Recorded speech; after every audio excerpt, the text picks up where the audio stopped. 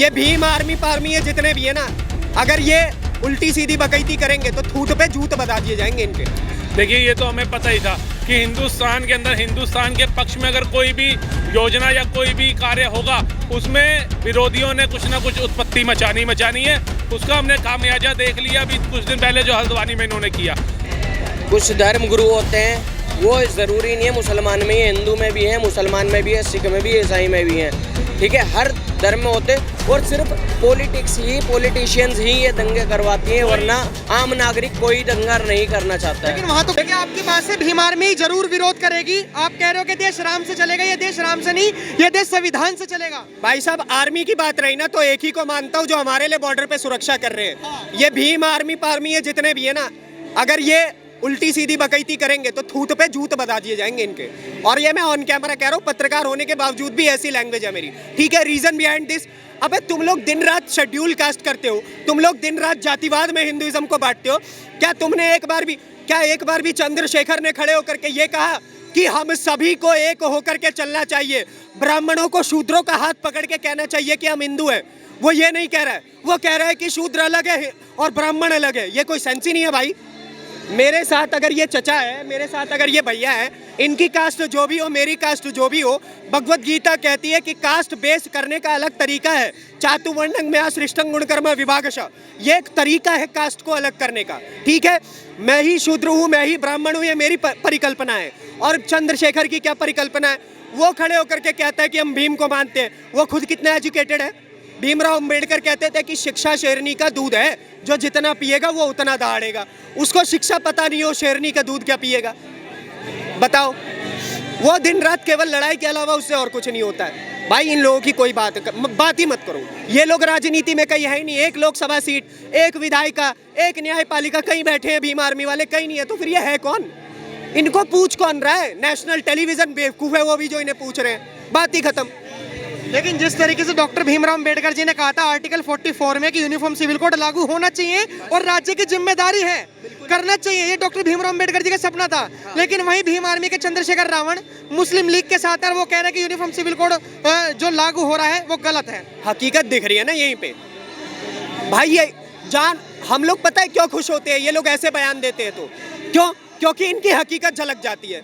अब जितने भी लोग उसको पूजते थे, चंद्रशेखर को जितने भी लोग पूछते थे, उनका दिमाग खुलेगा। अब वो कहेंगे कि भाई इसको नहीं पूजना है। भाई चंद्रशेखर, बात ऐसी है, तू सुन, तू ऐसी बातें कर, ठीक है, ये तेरे लिए अच्छा है।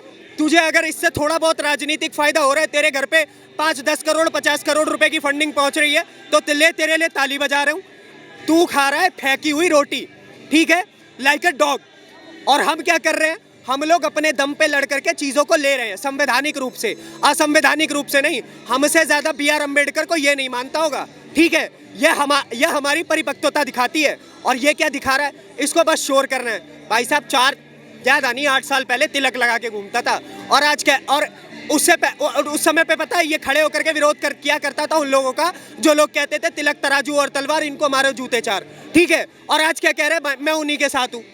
अरे यार इनका कोई सेंस ही नहीं है, इनका कोई स्टैंड ही नहीं है। एक बेस पे अगर कोई आदमी खड़ा है, वो अच्छे तरीके से काम करने की विश्वसनीयता को निभा सकता है। योगी आदित्यनाथ शुरू से ही भगवा पहनते थे, आज तक पहनते, बोलते भाई टोपी नहीं पहनूंगा, क्लियर है अपने स्टैंड पे, ठीक है।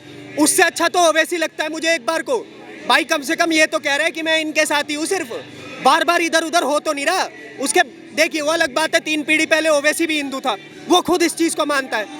और बड़ी बात ये है, ये लोग भारत की राजनीति में कहीं स्टैंड ही नहीं कर रहे हैं यार। इनकी बात ही हम क्यों खड़े होकर यहाँ कर रहे हैं? हमें बात करनी चाहिए कि भाई सड़कें क्यों नहीं बन रही और जहाँ बन रही है वहाँ कितनी अच्छी बन रही है, ठीक है।